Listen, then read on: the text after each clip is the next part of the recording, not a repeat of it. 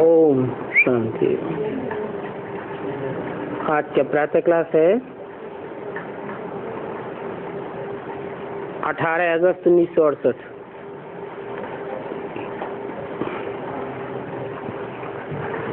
Drama के plan अनुसार बाप बैठ समझाते हैं।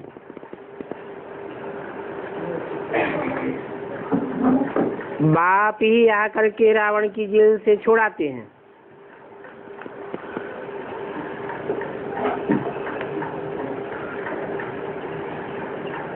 क्योंकि सब क्रिमिनल्स हैं।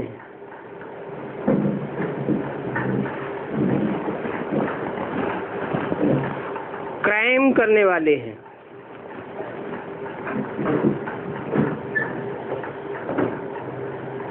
क्रिमिनल पाप करने वाले को कहा जाता है। सब पापात्मा है। सारी दुनिया के मनुष्य मात्र क्रिमिनल्स होने के कारण रावण की जेल में है।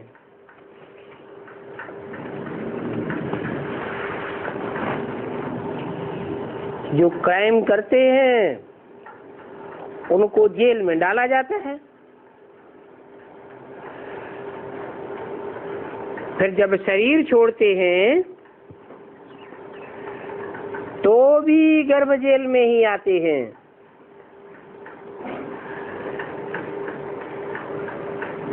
फिर बाप आकर के दोनों जेलों से छुड़ाते हैं।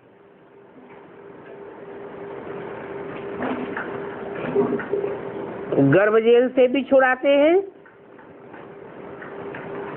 और जो क्रिमिनल्स की जेलें होती हैं उनसे भी छुड़ाते हैं।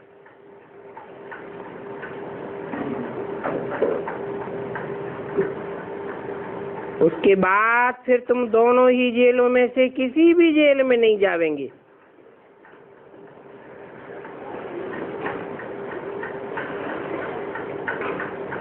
फिर तुमको गर्भ महल मिलता है।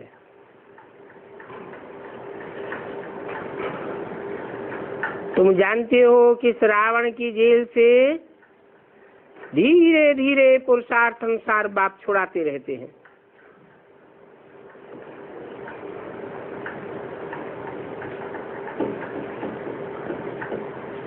जो जितना तीव्र पुरुषार्थ करेंगे तो जल्दी छूट जाएंगे।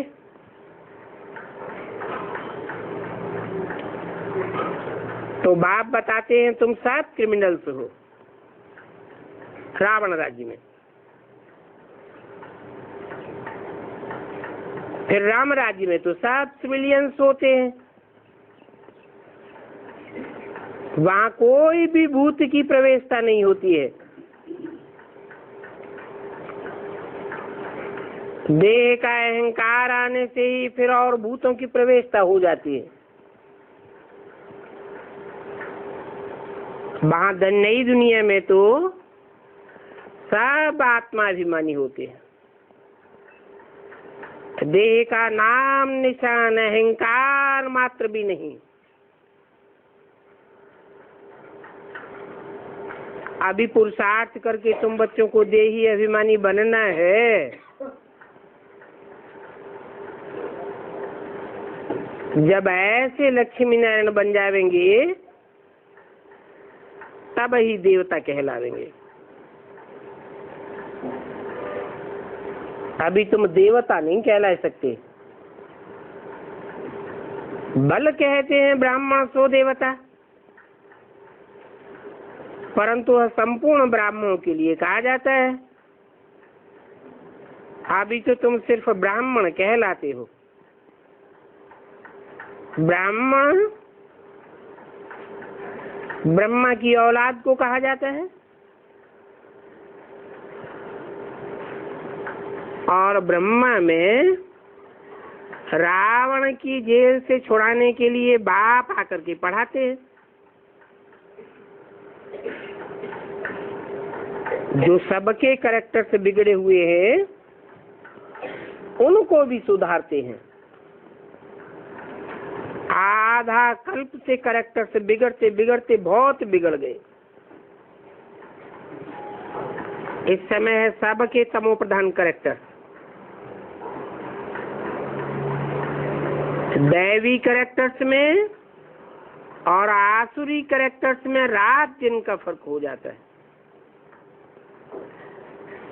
बाप समझाते हैं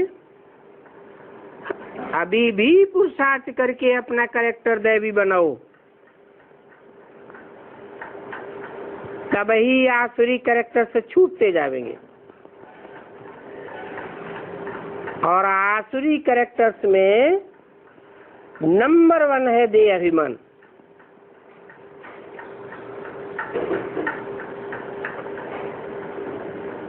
देही अभिमानी का कैरेक्टर कब बिगड़ता ही नहीं है,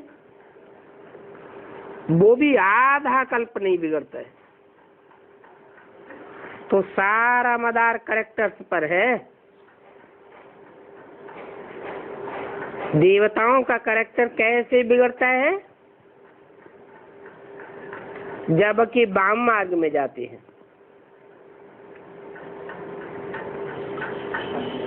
अर्थात विकारी बनते हैं। जगन्नाथ के मंदिर में ऐसे ऐसे वाम मार्गी चित्र दिखाए,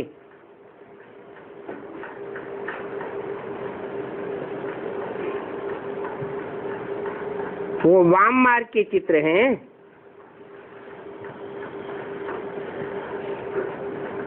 बाबा ने कहा था कि जांच करके समाचार दो कि अब तक भी वो चित्र है अथवा सरकार ने बंद करवाई दिए।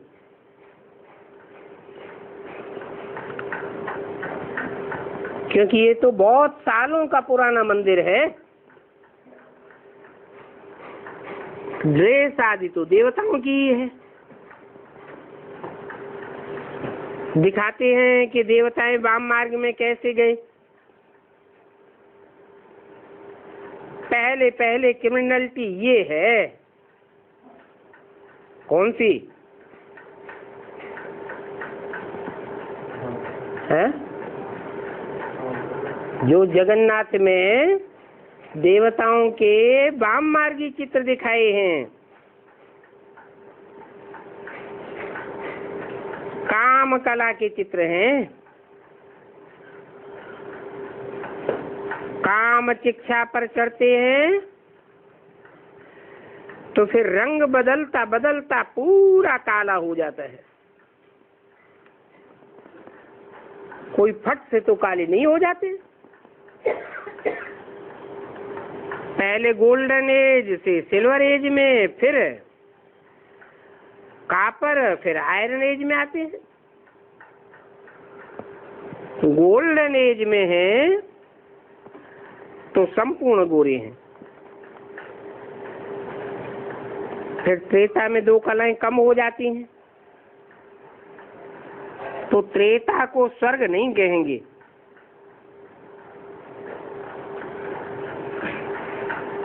क्योंकि 16 कला संपूर्ण स्थिति में नहीं रहते हैं। वो है सेमी स्वर्ग। बाप ने समझाया है कि रावण के आने से हमारे पर पूरी कट चढ़ी है, पूरे क्रिमिनल बने हैं। अभी कहेंगे 100% क्रिमिनल। पहले पहले 100% वाइसलेस थे, अभी 100% विशियस बने हैं। तो अभी बाप कहते हैं धीरे धीरे सुधरते जाओ। ये रावण की जेल बहुत बड़ी है।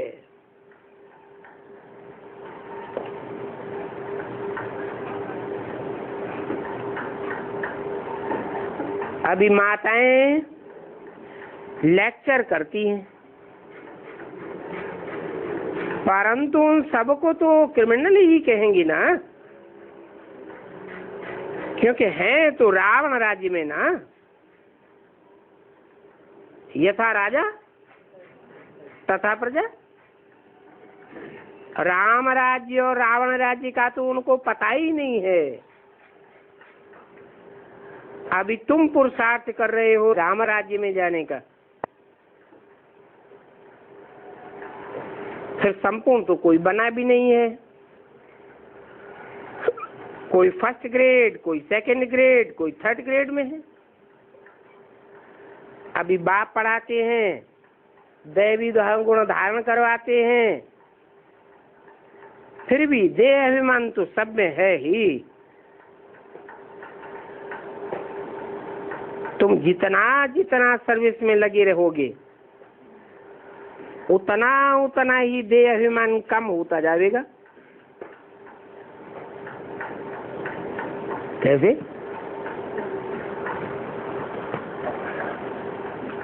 जो ज्यादा व्यासा की सेवा करते हैं उनमें देह अभिमान कम होता है या कोई कोई में बढ़ भी जाता है? हैं? क्या होता है? कम होता है सब में, कोई कोई में तो बड़ा देह अभिमान आ जाता है। माना जिनमें देह अभिमान आ जाता है तो कहेंगे उन्होंने सर्विस नहीं की। क्या किया?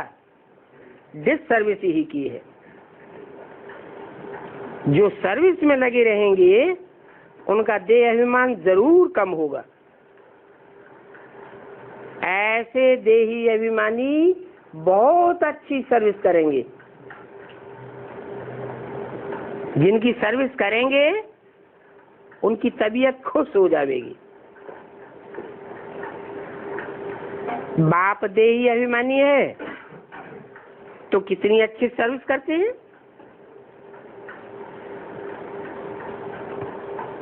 सब क्रिमिनल्स को रावण की जेल से छुड़ा करके राम राज्य में ले जाते हैं। वहां तो फिर कोई भी प्रकार की जेल नहीं होती है। यहाँ पर तो डबल जेल है। कौन कौन सी? गर्भ जेल भी है और जहाँ क्रिमिनल्स रखे जाते हैं वो जेल भी है। सतयुग में तो न कोर्ट होता है, न पापात्माएं होती है और न रावण की कोई जेल होती है। और रावण की तो बेहद की जेल है। 5 विकारों में तो फंसे हुए जरूर दुखी होंगे। दिन प्रतिदिन दुख वृद्धि को पाता रहता है। सतयुग को कहा ही जाता है गोल्डन एज। और सतयुग वाला सुख तो त्रेता में हो भी नहीं सकता, क्योंकि वहां आत्मा की प्योरिटी 2 कला कम हो जाती है। कुछ न कुछ देवान आ जाता है। आत्मा की कलाएं कम होने से फिर शरीर भी ऐसा हो जाता है। तो ये समझना चाहिए, समझाना चाहिए कि अभी बरोबर हम रावण के राज्य में देह अभिमानी हो गए हैं। अभी बाबा आया है रावण की जेल से छुड़ाने के लिए। आधा कल्प का देह अभिमान निकालने में मेहनत तो लगती है ना। जल्दी में जो शरीर छोड़ करके गए तो फिर भी कुछ ज्ञान तो उठा सके। जितनी देरी होती जाती है तो पुरुषार्थ तो फिर नहीं कर सकेंगे। कोई मरे और फिर पुरुषार्थ करे, वो तो तब हो सकेगा जब बड़ा होकर के आर्गन से बड़े हो जाए। इसलिए मरने से पहले ही पुरुषार्थ पूरा कर लेना चाहिए। जितना हो सके शरीर से मरने की बात बुद्धि में नहीं आना चाहिए।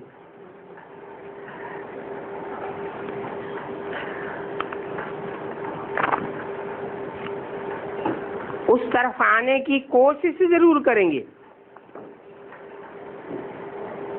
इस हालत में बहुत आवेंगे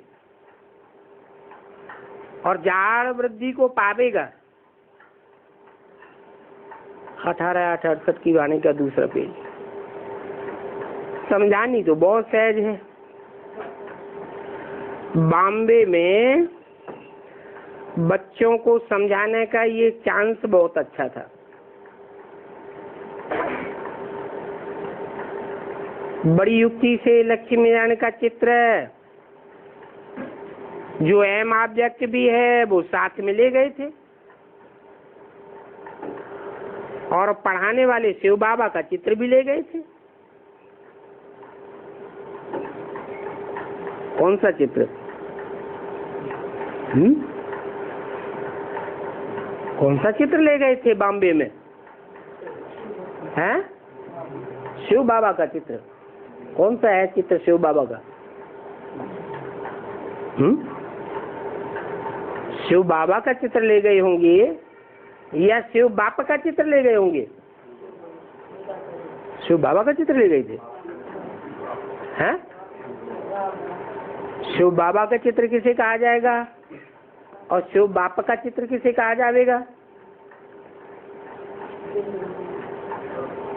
वास्तव में शिव बाप का तो चित्र होता भी नहीं है। बिंदी तो निराकार है। बिंदी का चित्र फोटो कैसे खींचेंगे? हाँ, बड़ा रूप बनाई दिया है, बिंदी का बड़ा आकार बनाई दिया है। तो बड़ा होता है क्या? है? बड़ा तो होता नहीं। जो बड़ा आकार बनाई दिया है और उसके चारों तरफ 32 गुण लिख दिए हैं।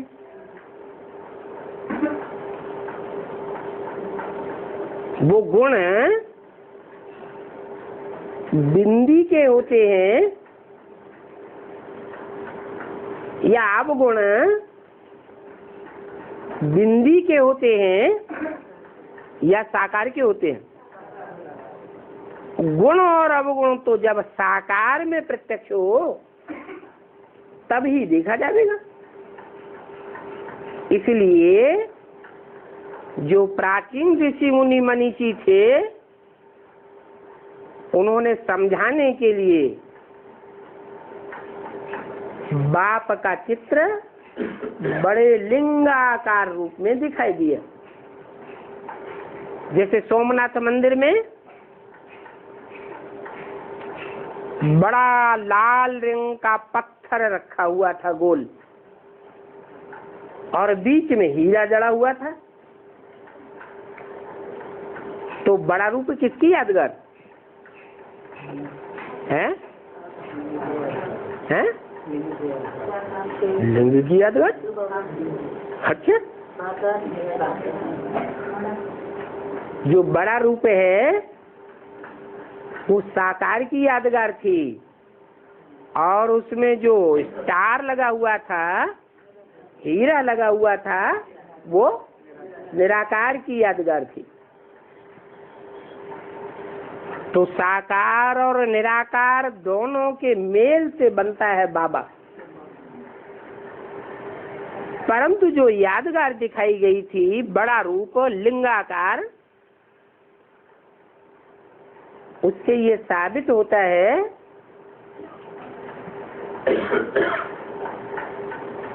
कि उसमें सुप्रीम सोल तो था,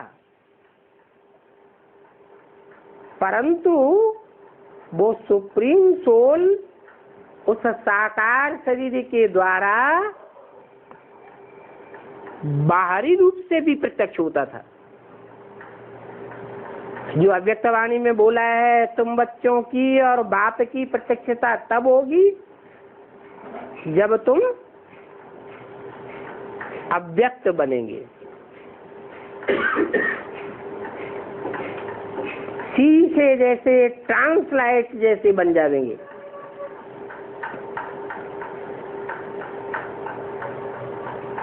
ट्रांसलाइट के चित्र कितने क्लियर होते हैं। ऐसे ही तुम्हारा भी जो साक्षात्कार करेगा, सामने आवेगा, उसको ज्यादा समझाने की जरूरत नहीं पड़ेगी। देखने मात्र से ही, साक्षात्कार मात्र से ही समझ जाएगा।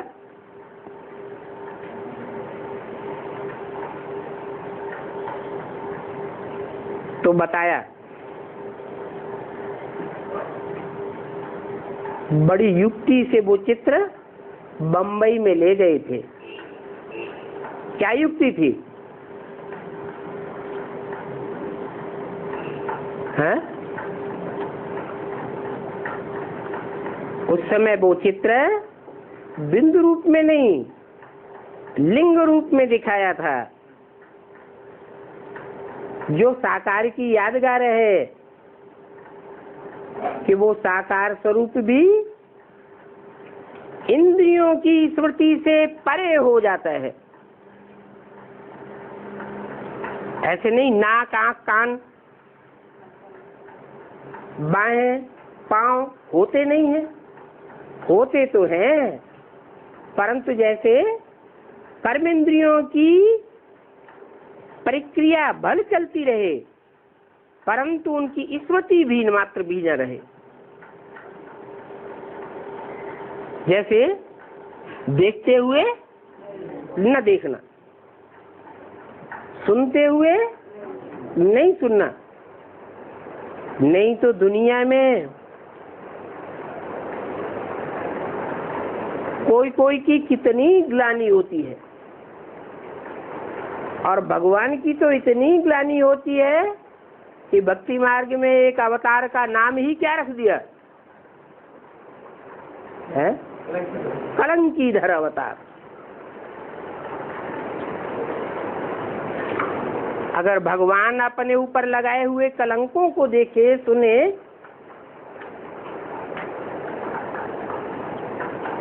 काम तो होंगे ना। तो अच्छी अवस्था देखने में आवेगी या डाउन स्टेज देखने में आवेगी? है? स्टेज डाउन हो जाएगी। तो सुनते हुए भी न सुनना, देखते हुए भी न देखना।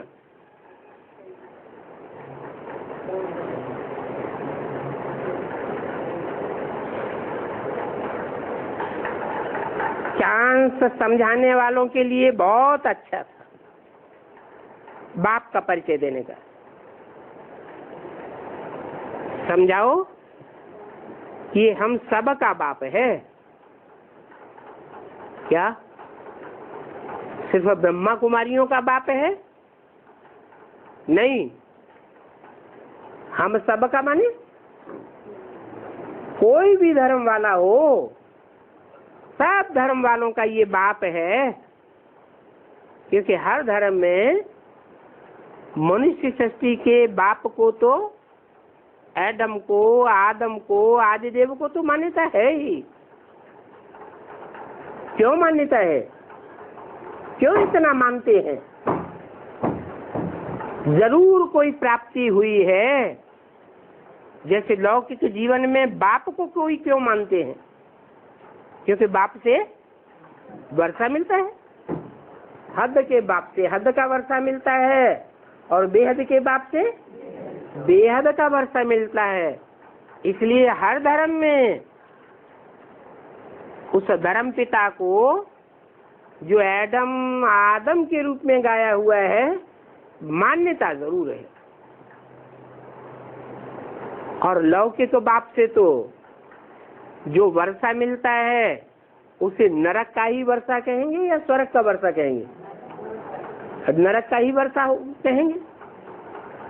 परंतु बेहद के बाप से बेहद स्वर्ग का वर्षा मिलता है। कितनी सहज बात है समझाने की।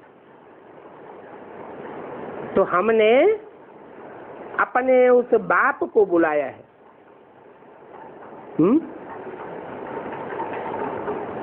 ये हमारी एम ऑब्जेक्ट है। क्या क्या हमारी अहम ऑब्जेक्ट है? ये जो लक्ष्मी नारायण का चित्र है ये हमारी अहम ऑब्जेक्ट है। इसे देख करके दिल के अंदर बहुत पुलकायमान होना चाहिए।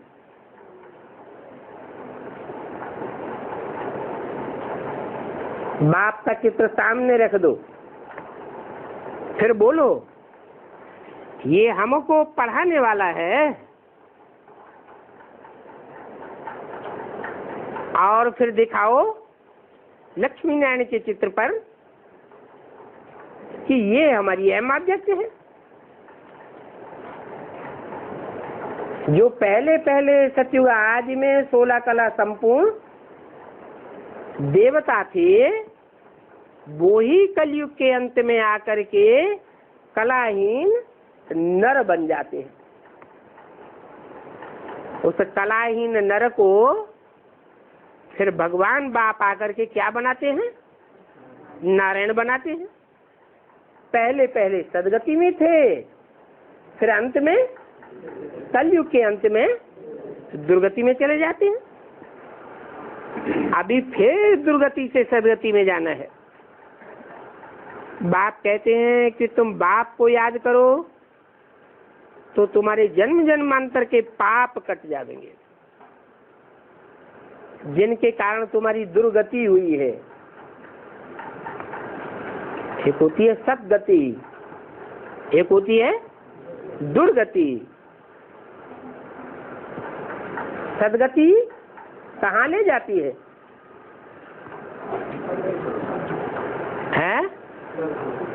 सत्य ऊपर होता है या नीचे होता है? सत्य सबसे ऊपर होता है।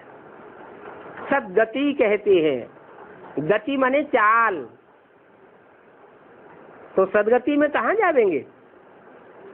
ऊंची स्टेज में जावेंगे, और दुर्गति में नीची स्टेज में जावेंगे। वो लोग तो भल गुरु करते हैं, परंतु यह कोई को भी पता नहीं है कि हम जन्म बाई जन्म के पापी हैं, दुर्गति में जाने वाले हैं। गुरु करने के बावजूद भी क्या होती है? दुर्गति होती है। नहीं तो गुरु किस लिए किया जाता है? गुरु करने का मकसद क्या होता है? कि सदगति हो गई।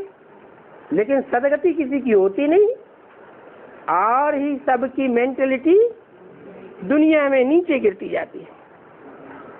समझते हैं कि इस जन्म के पापों के दग्ध होने का रास्ता हमको मिल जाएगा। गुरु किया है तो गुरु करने से हमने जो इस जन्म में पाप किए हैं, तो गुरु हमको ऐसा रास्ता बतावेगा कि पाप खत्म हो जाएंगे, और गुरु की समझानी पर चलने से हमको ऐसा रास्ता मिलेगा जो हम पुण्य कर्मों में लग जाएंगे। परंतु वो गुरु लोग तो पाप दग्ध होने का रास्ता बताते ही नहीं है। उनको खुद भी रास्ते का पता ही नहीं है। वो तो और ही डुबोने का रास्ता बताते हैं। डुबोने का रास्ता बताते हैं। आज भक्ति मार्ग में कोई ये मानेगा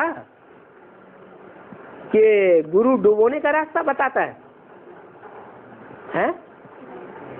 वो तो समझते हैं कि जब तक गुरु नहीं किया है तब तक सदगति नहीं हो सकती। गुरु बिनु होय कि ज्ञान, ऐसे शास्त्रों में लिख दिया है। गुरु बिनु होय कि ज्ञान, ज्ञान के होय विराग बिनु, ऐसे ऐसे लिख दिया है। जब तक वैराग नहीं होगा तब तक गुरु नहीं मिलेगा, ज्ञान नहीं मिलेगा। गुरु नहीं करेंगे तो भी ज्ञान नहीं मिलेगा। ऐसे ऐसे कहते हैं। फिर वो गुरु लोग कह देते हैं परमात्मा सर्वव्यापी है।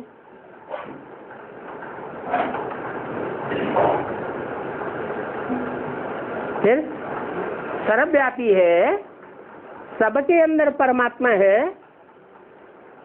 तो बुद्धि एक ठिकाने टिकेगी या सब में भटकती रहेगी? है, सब में भटकेगी।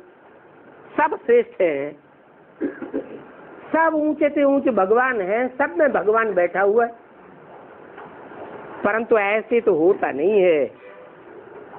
मैं कोई सर्वव्यापी नहीं हूँ, मैं तो किसमें आता हूँ? अरे परिवार में कौन बड़ा होता है? हैं? बाप ही बड़ा होता है। ये सृष्टि भी भगवान जब आते हैं तो सारी सृष्टि को ऐसा सतो प्रधान बनाते हैं, ये सृष्टि भी एक ऐसा परिवार बन जाती है जिस परिवार में सब सुखी हो जाते हैं। क्या कहना है? वसुधैव कुटुंबकम। सारी पृथ्वी, सारी वसुधा हमारा कुटुंब है, परिवार है, ऐसे मान्यता है। अभी सिर्फ ये मान्यता है, ये प्रैक्टिकल भी है?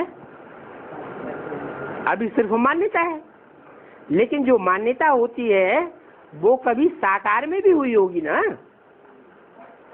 तो सतयुग आदि में भगवान ने स्वयं आकर के ऐसी मान्यता पूरी कराई थी।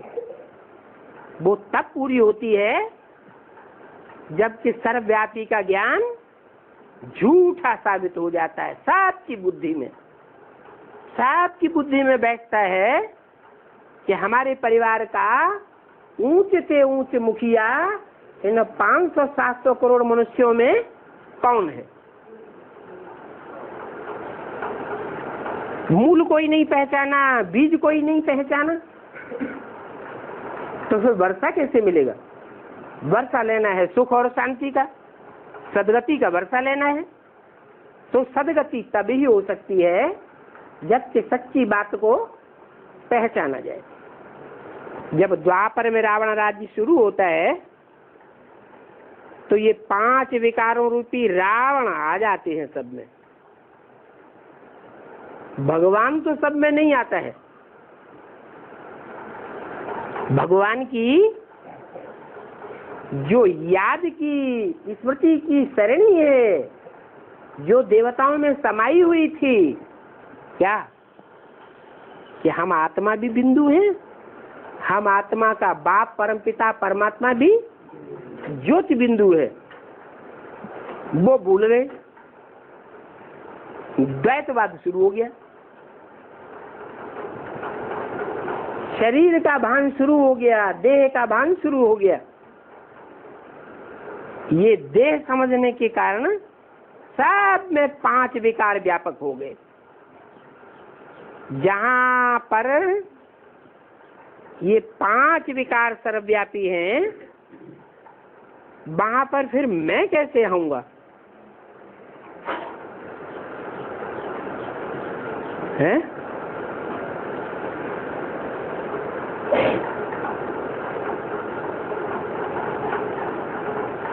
मैं कहाँ प्रत्यक्ष होऊंगा? है? मेरी प्रत्यक्षता कहाँ होगी?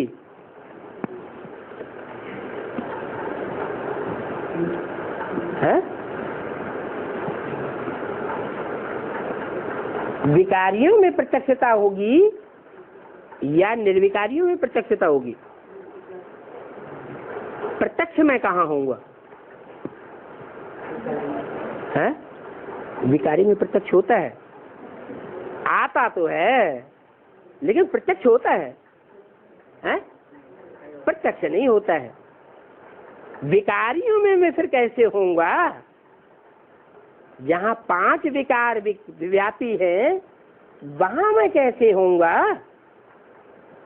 क्योंकि पापात्माएं है ना, तो जो पापात्माएं हैं वो भगवान बाप को गुप्त कर देंगी या प्रत्यक्ष करेंगी? क्या करेंगी? प्रैक्टिकल में उनके कर्म कैसे होंगे? है? अरे रावण था, हिरण्यकश्यप था, वो भगवान को प्रत्यक्ष करता था या गुप्त करता था? कैसे है? वो कहता था मैं ही मैं ही मैं ही मैं। तो मैं ये देह अभिमान हुआ या आत्मा अभिमान हुआ? ये तो देह अभिमान हो गया। जो गुरु लोग हैं दुनिया में वो भी क्या कहते हैं? शिवोहम ब्रह्मास्मि, वो भी मैं ही मैं कहते हैं। तो जहां जहां देह अभिमान है, जहां जहां देह अभिमान का रिजल्ट 5 विकार है, वहां मैं नहीं होऊंगा। मैं कहाँ होऊंगा? जहां 5 विकारों का नाम निशान भी देखने में ना आता हो। मैंने तो कभी नहीं कहा है कि मैं सर्वव्यापी हूं। तो जरूर समझेंगे कि बाप सन्मुख है, तब तो कहते हैं ना।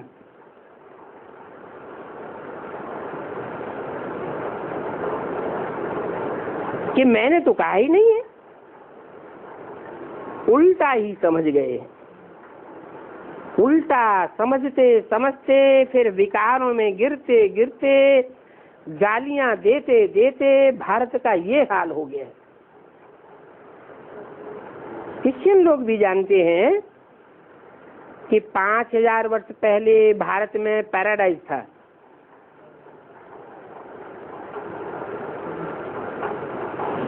क्राइस्ट तो बाद में आया। क्राइस्ट को आए हुए 2000 साल हुए। तो क्राइस्ट से 3000 वर्ष पहले भारत में पैराडाइज था। उस समय सतो प्रधान थे। परंतु ये भारतवासी तो लाखों वर्ष कह देते हैं, क्योंकि तमो प्रधान बुद्धि बन गए। तो कहेंगे कि वो क्रिश्चियन से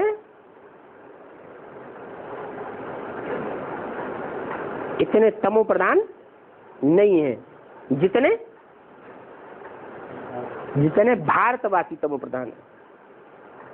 वो फिर ना इतने ऊंच बनते हैं और ना इतने नीच बनते हैं। तो वो ही समझते हैं क्या कि बरोबर क्राइस्ट से 3000 वर्ष पहले भारत में पैराडाइज था। और जब भारत में पैराडाइज था, उससे पहले एडम और आदम, इनका स्वरूप भी मौजूद था। मुसलमानों में तो कहते ही हैं कि आदम को खुदा मत कहो। आदम खुदा नहीं है, लेकिन खुदा के नूर से आदम जुदा भी नहीं है। एक ही पर्सनालिटी, परंतु एक ही पर्सनालिटी में दोनों शक्तियां अलग अलग हैं। हिंदू ये भी नहीं जानते, इसलिए क्या कह देते हैं? शिव शंकर एक है। अब शिव शंकर एक है या अलग अलग है? हैं? अरे शंकर याद में क्यों बैठा हुआ है? याद में बैठा है, इसका मतलब स्वयं भगवान है या किसी को अपने से ऊंचे को याद करता है? स्वयं भगवान तो नहीं है। तो वो क्रिश्चियन अभी भी समझते हैं कि बरोबर भारत में स्वर्ग था। बाप कहते हैं कि वो ठीक कहते हैं। 5000 वर्ष पहले भी रावण की जेल से मैं छुड़ाने आया था। अब फिर से आया हूं छुड़ाने के लिए। आधा कल्प है राम राज्य और आधा कल्प है रावण राज्य। बच्चों को चांस मिलता है तो बाबा भी कहते हैं,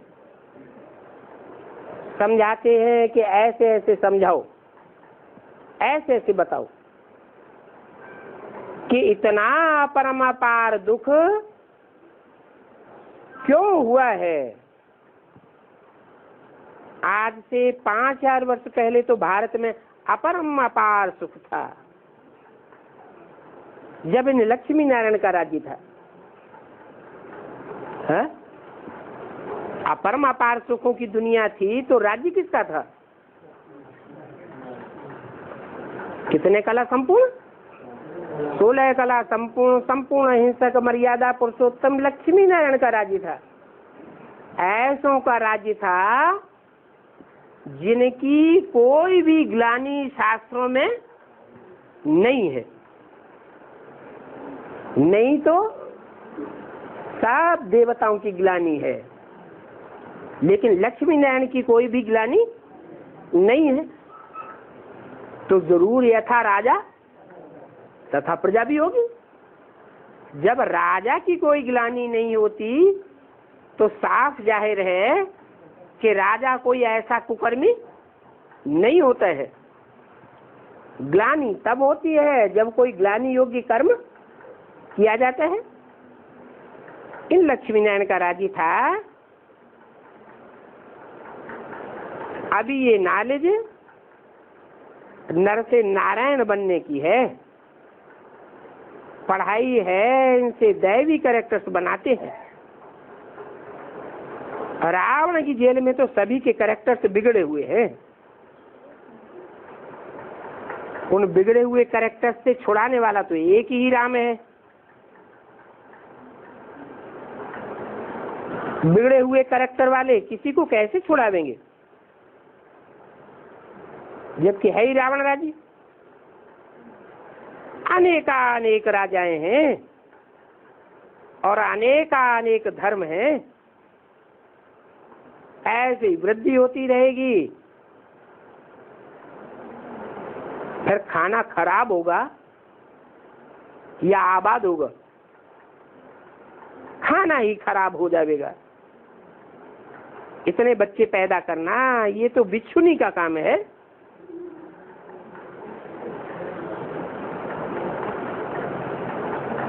बिच्छुनी के लिए क्या गाइन है? हैं? बच्चे कैसे पैदा करती है? पेट फट जाता है, पेट चिर जाता है, फिर बच्चे पैदा होते हैं। तो पेट चीर करके बच्चे निकाले जाते हैं। अभी भी हॉस्पिटलों में क्या होता है? हैं? पेट फाड़ करके बच्चे निकाले जाते हैं। सतयुग में तो ऐसी कोई भी बातें होती नहीं है। वहां दुख की कोई बात नहीं होती है। ये कलयुग तो है दुखधाम और वो है सुखधाम। सभी संपूर्ण निर्विकारी हैं। बार बार उनको यही बताना चाहिए कि जब निर्विकारी होते हैं तो सब सुखी होते हैं, जब विकारी होते हैं इस दुनिया में तो सब दुखी होते हैं।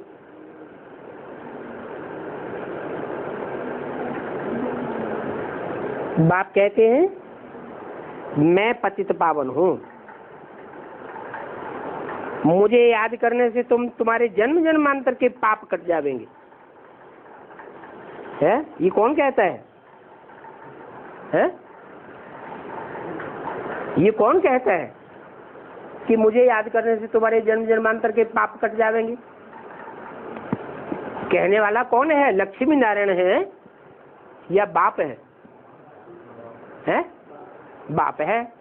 वो कहते हैं कि मुझे याद करने से तुम्हारे जन्म जन्मांतर के पाप कट जाएंगे। अच्छा, लक्ष्मी नारायण ऊंचे से ऊंचे नहीं है? हैं? लक्ष्मी नारायण भी तो ऊंचे से ऊंचे हैं इस धरती पर।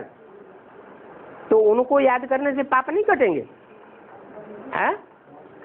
इसलिए नहीं कटेंगे कि नारायण जब कहा जाता है तो लक्ष्मी भी कह दिया साथ में।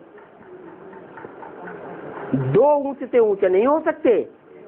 ऊंच से ऊंच तो एक ही होगा।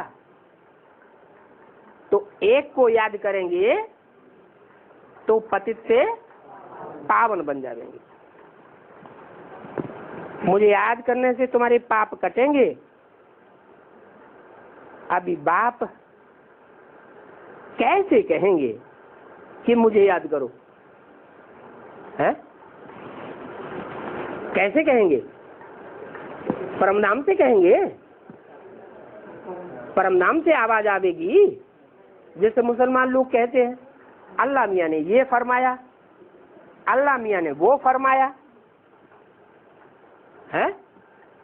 तो क्या अल्लाह मियाँ ऊपर से फरमाता है? कैसे फरमाया होगा? जरूर इस सृष्टि पर साकार में आया होगा ना। शरीर के बिना भला आत्मा कैसे बोलेगी? जरूर शरीर धारण करके ही तो बोलेंगे ना। पतित पावन सर्व का सदगति दाता है तो जरूर रथ लेगा। कहते हैं कि मैं तो उस रथ में आता हूं। किस रथ में? मैं तो उस रथ में आता हूं जो कि अपने जन्मों को ही नहीं जानते। अच्छा, इस रथ में नहीं आता हूं? है? किस रथ में? है? ब्रह्मा के रथ में नहीं आता हूं? नहीं आता है? आता है, लेकिन यहाँ तो बाप की बात है। हैं? कौन कहता है? जो सदगति दाता बाप है वो कहता है या अम्मा कहती है? बाप कहते हैं कि मैं तो उस रथ में आता हूं जो कि अपने ही जन्मों को नहीं जानते हैं। अच्छा, वो रथ, उस रथ जिसकी बात की भविष्य के लिए, वो तो अपने जन्मों को नहीं जानते। ये रथ जानता है कि नहीं जानता है? हैं? ये रथ जो ब्रह्मा, जिसके तन में ये वाणी बोली गई, वो जानता है कि नहीं जानता है? नहीं जानता। फिर कैसे कहता है मैं छत्तीस में कृष्ण बनने वाला हूँ? जानता है तभी तो कहता है। पक्का निश्चय है ना उसे।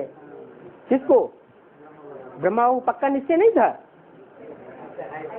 उनको पक्का निश्चय था ना कि मैं कौन बनने वाला हूँ। मैं अगले जन्म में सतयुग में कृष्ण बनने वाला हूँ। पक्का निश्चय है। हैं? चलो सही, एक जन्म, लेकिन वो श्रेष्ठ से श्रेष्ठ जन्म है ना। तो जाना है ना, कुछ तो जाना है। और जो तमो प्रधान बन गया ज्यादा, वो राम वाली आत्मा, वो जानती है? हैं? वो नहीं जानती कि मैं अगले जन्म में क्या बनने वाला हूँ। उसकी बुद्धि में ये बात निश्चय नहीं बैठता। अगर बैठा होता यज्ञ के आदि में तो फिर यज्ञ छोड़ करके जाता है? नहीं जाता। तो क्या साबित हुआ कि राम और कृष्ण के बीच में वर्तमान संगम युग में जब तक ये वाणी चलाई गई तब तक दोनों आत्माओं के बीच में कौन सी आत्मा ज्यादा तमो प्रधान थी और कौन सी आत्मा कम तमो प्रधान थी? है? राम वाली आत्मा ज्यादा तमो प्रधान हो गई क्योंकि वो अपने जन्मों को नहीं जानती, और कृष्ण वाली आत्मा है कम तमो प्रधान हुई। उनको ये भी निश्चय था कि मैं द्वापर में जब जाऊंगा तो क्या बनूंगा? नहीं, कृष्ण कहीं द्वापर में होता है? विक्रमादित्य बनूंगा। ये भी उनको निश्चय था। और राम वाली आत्मा को ना आदि का पता और ना अंत का पता। तो इससे क्या साबित हो गया कि कृष्ण वाली आत्मा न ज्यादा सतो प्रधान बनती न ज्यादा तमो प्रधान बनती, और राम वाली आत्मा ज्यादा तमो प्रधान भी बनती है और ज्यादा सतो प्रधान भी बनती है। कहाँ कहाँ है? अरे कौन से टाइम पर? हाँ, संगम युग पर राम वाली आत्मा सबसे ज्यादा तमो प्रधान भी पार्ट बजाती है और सबसे ज्यादा सतो प्रधानता का भी पार्ट बजाती है, और कृष्ण की आत्मा उसके मुकाबले इतनी तमो प्रधान या सतो प्रधान नहीं बनती। इसलिए कृष्ण और क्राइस्ट की राशि मिलाई जाती है। बाप समझाते हैं कि ये 84 जन्मों का खेल है। मैक्सिमम 84 जन्म होते हैं और मिनिमम 1 जन्म होता है। इस खेल में जो पहले पहले आए होंगे वो ही अभी फिर भी आवेंगे। उनके बहुत जन्म होंगे, फिर कम होते जाएंगे। सबसे पहले कौन आए होंगे? इस्लामी आए होंगे, बौद्धी आए होंगे, क्रिश्चियन आए होंगे, सिख आए होंगे, नास्तिक आए होंगे। कौन आए होंगे? हाँ? इस सृष्टि रूपी खेल में, इस रंगमंच पर पहले पहले कौन आए होंगे? हैं? हाँ, पहले पहले सूर्यवंशी देवताएं आए होंगे।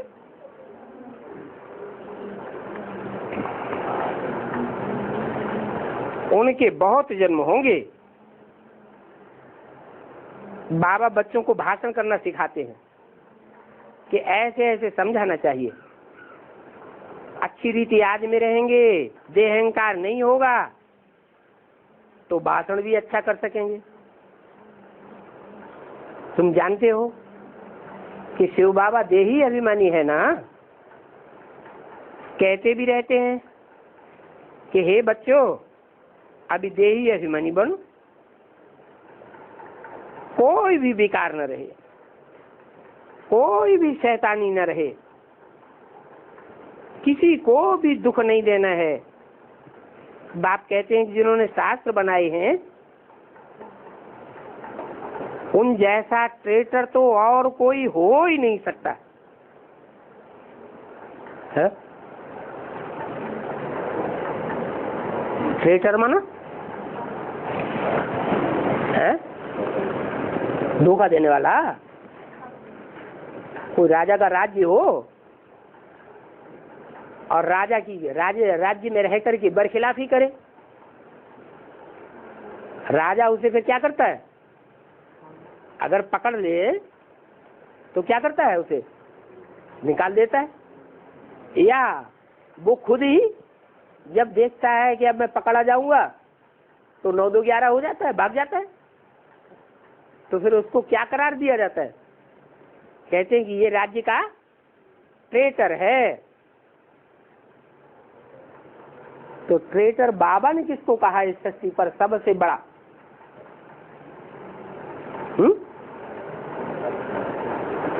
इस दुनिया का सबसे बड़ा ट्रेटर कौन हुआ?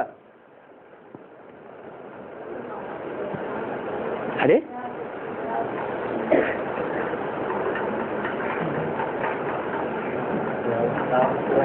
है रावण। कौन है रावण? इस्लाम धर्म रावण। क्यों? राम ही रावण नहीं बनता है? बनता है। तो फिर क्यों कहते हैं कि इस्लाम धर्म रावण?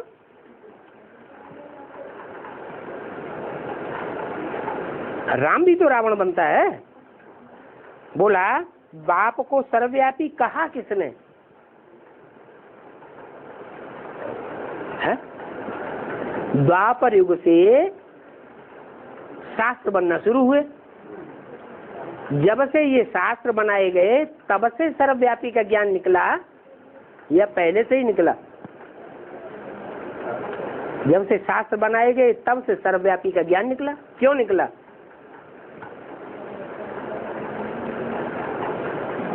है उस समय ही क्यों निकला? है नहीं, उस समय सर्वव्यापी का ज्ञान इसलिए निकला कि चारों तरफ ढूंढा, फिर भी कहीं भी देखने में नहीं आया, पता ही नहीं लगता।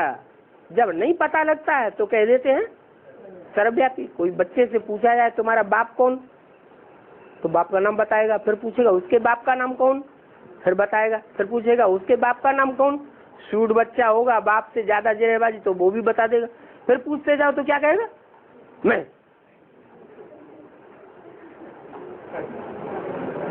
तो ये बाप को सर्वव्यापी कहा किसने? क्या नाम बताया होगा बाबा ने? व्यास ने। व्यास जो सारी दुनिया को पढ़ाने के लिए बैठ गया, शास्त्र बनाने के लिए। व्यास जिसने गीता बनाई है, क्या कौन सी गीता बनाई है? झूठी गीता बनाई या सच्ची गीता बनाई है? व्यास ने गीता बनाई तो कैसी गीता बनाई? अरे भगवान कैसी गीता बनाते हैं और मनुष्य कैसी गीता बनाते हैं? भगवान सच्ची गीता बनाते हैं और मनुष्य झूठी गीता बनाते हैं। मनुष्यों की झूठी गीता से नरक बनता है और भगवान की सच्ची गीता से स्वर्ग बनता है। गीता को माता कहा जाता है ना, है?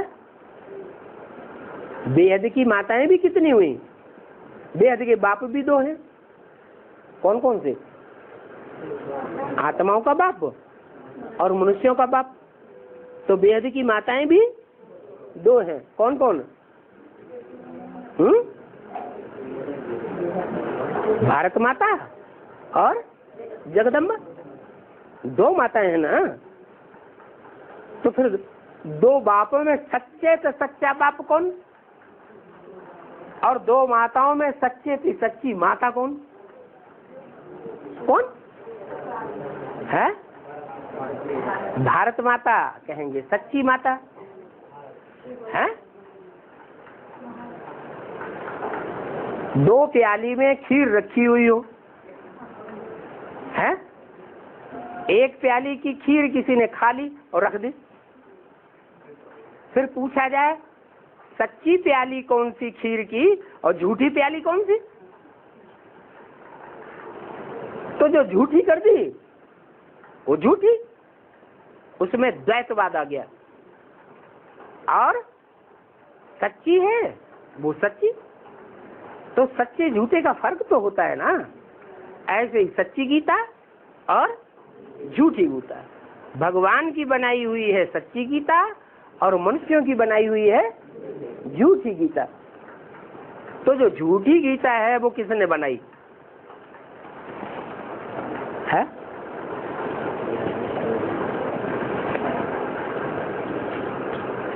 झूठी गीता किसने बनाई? मनुष्य ही बनाते हैं।